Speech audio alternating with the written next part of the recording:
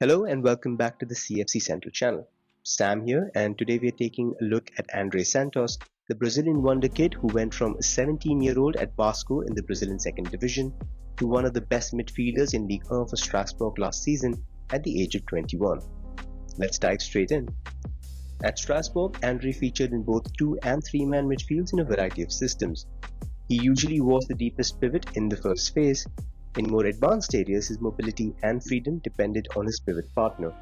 With Barco Diarra, he often stayed deeper. With Decore, he moved quite freely. Liam Rosenior's core principles at Strasbourg were quite similar to Maresca's Chelsea. Goalkeeper in the first line for numerical advantage, pivots narrow to open up passes to the attacking midfielders, who would then lay off third-man passes to the pivots facing forward so they could find their wingers 1v1 out wide.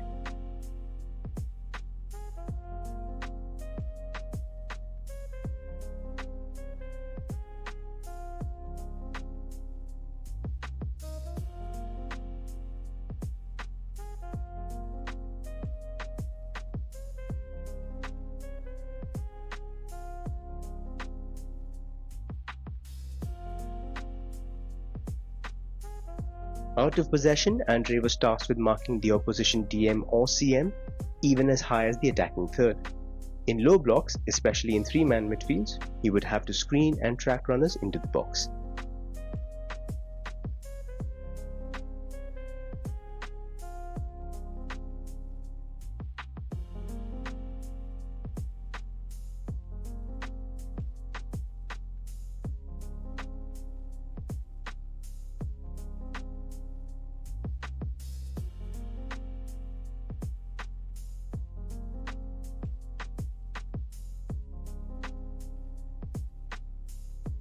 Andrey's standout strength is his all-round excellence in the first phase. Like Romeo Lavia, he thrives in tight spaces, under heavy pressure and receiving back to goal, using body feints and clever footwork to elude the press. He also excels at punching quick line breakers even on the spin, helping flip the opposition press into quick attacking opportunities.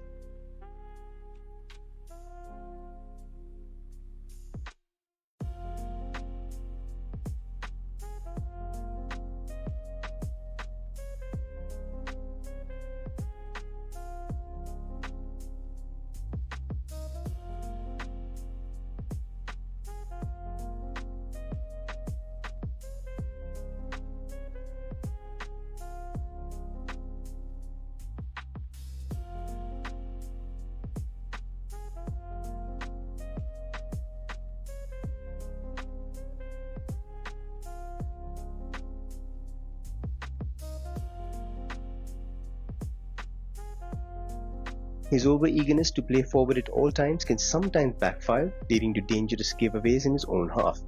It is an occupational hazard though, and should be encouraged rather than being asked to play safer.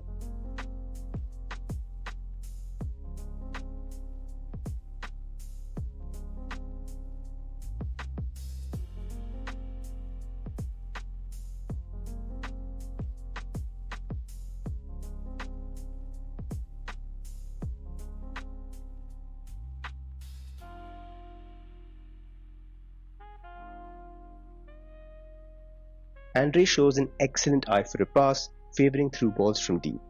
What makes his passing dangerous though is his vision and how often he picks the right choice. The speed with which he releases his passes from deep is another plus, catching defensive lines that leave too much space in behind.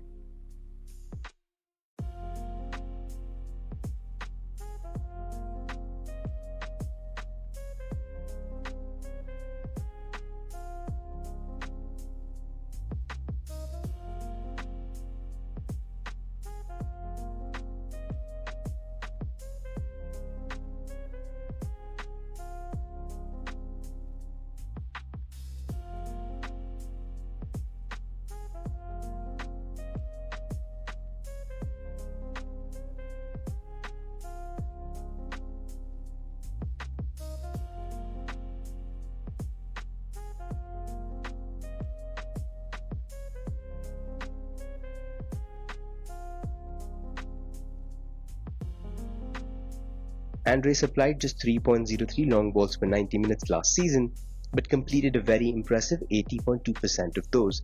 indicating an underutilized strength. Strasbourg's left wing backs were usually attackers like Sepp Nanasi or Diego Moreira, making the switch from the right side a valuable weapon. Cautious for now, but if more prolific, could be a strength in the future.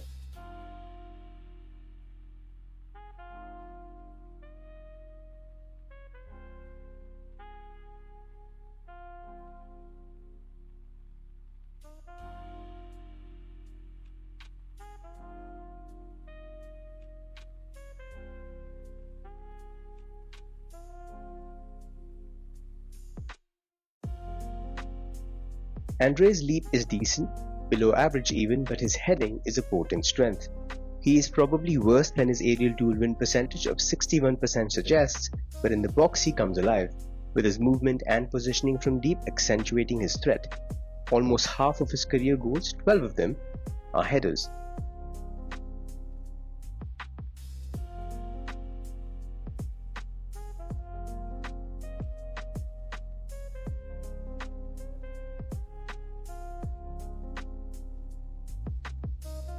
Having led Brazil under-20s to a title win, Andrey's leadership was evident in one of Europe's youngest squads at Strasbourg.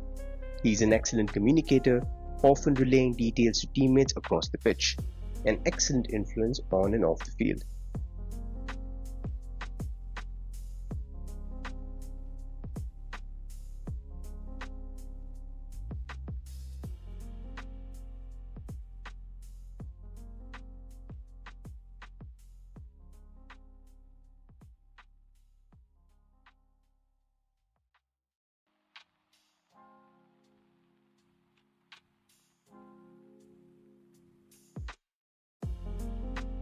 Andrey is a two-footed shooter with decent power and placement even on his weaker left.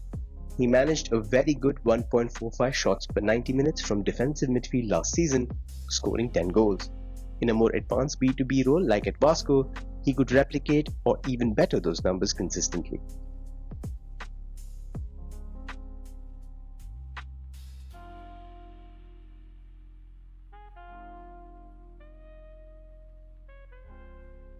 In his own half, Andrey is a high-quantity, high-quality worker. He was in the 94th percentile for tackles in Europe's top 5 leagues last season and shows an intuitive affinity for blocking actions due to his ability to anticipate the trajectory on passes and shots.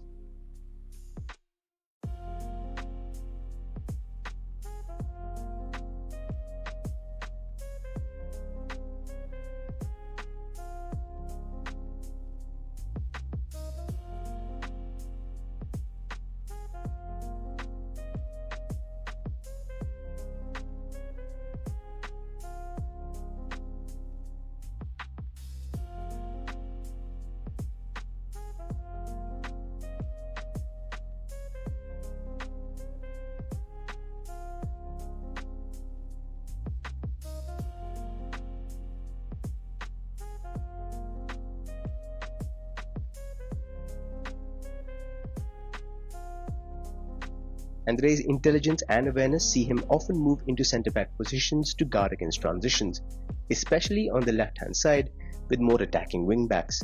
His recovery pace isn't great, but his mentality and resolve to track back is quite excellent.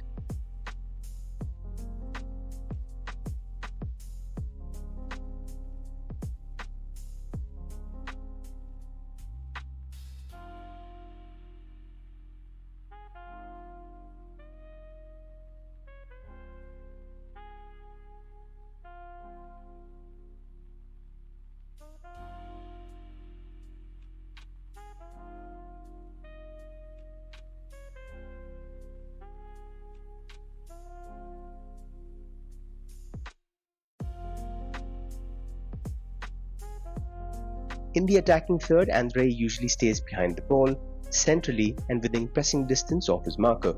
He was 4th in Ligue 1 for recoveries, and being around the box also allows him to recycle possession with dangerous passes or take shots at goal.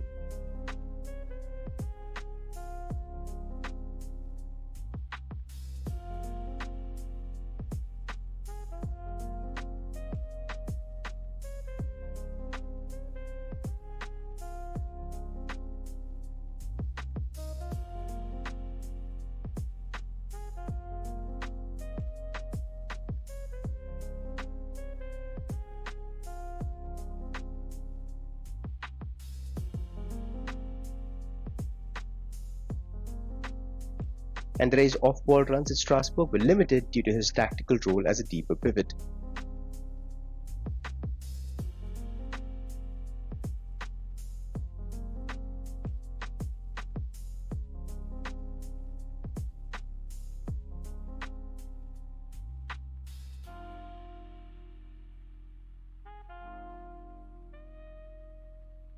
He usually showed his best work in the box, ghosting in at the far post from pivot, making his runs harder to track. He shows some lovely fundamentals in timing his runs to get ahead of his marker, and he's only been caught offside 3 times in the last 3 seasons. In his own half, there are short-range movements to create space. The system provides him with third-man runs, while Andrey also likes 1-2s to progress into pockets from where he can attempt to play dangerous forward passes.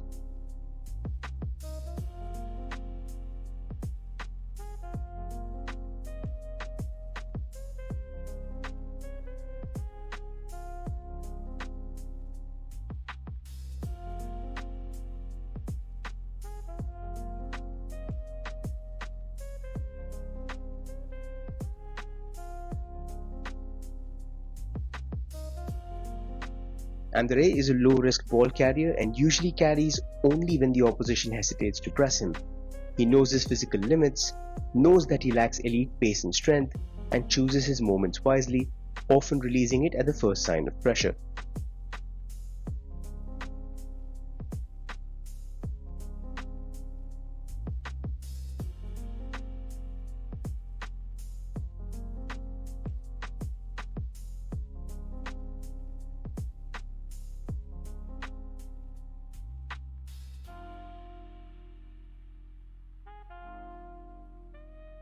Andrey's weaknesses are largely related to physical aspects as he struggles to stamp his authority on robust opponents, often prone to being thrown off balance when going shoulder to shoulder.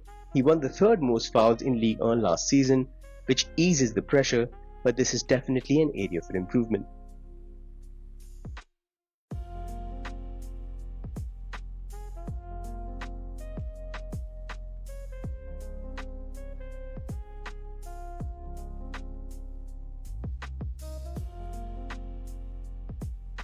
Andrey is also a little slower, less explosive than as a teenager at Vasco, and that reflects in his speed of closing down and counter-pressing too. His angles of approach are quite poor, and he's very easily thrown off by opponents. There is hesitation, even reluctance to get too close to opponents running at him. His aggressive fouling at Vasco has also waned.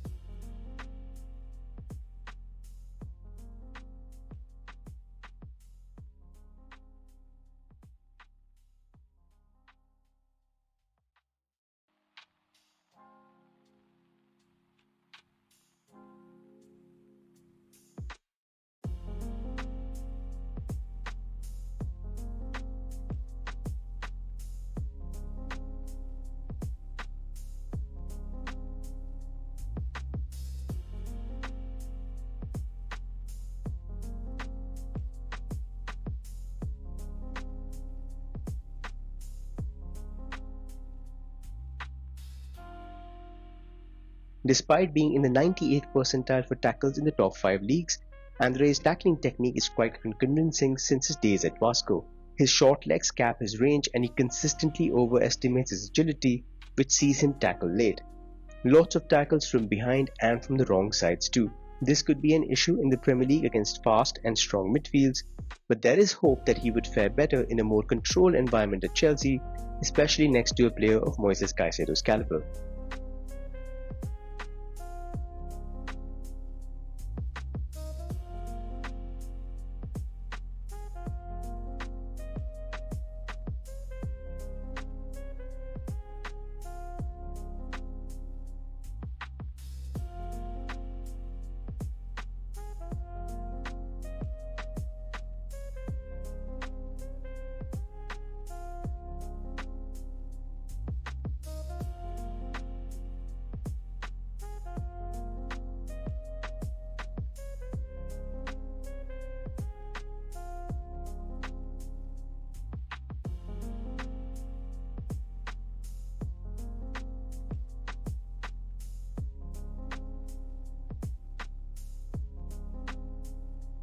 The agility and timing issues are evident in his sliding tackle as well.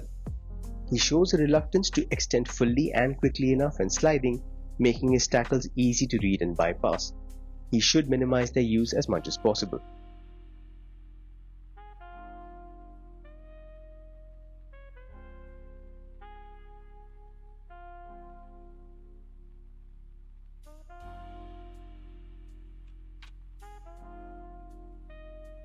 Andrey's strengths in the squad are an overlap between Romeo Lavia's and those of Enzo Fernandez. He combines Lavia's brilliance in the first phase with Enzo's industry and willingness to crash the box for headers, offering direct and indirect goal threat. In Chelsea's system, Andrey would probably be best in Lavia's role as a first-phase central midfielder, allowing Caicedo to push further up the pitch as a box-to-box ball winner.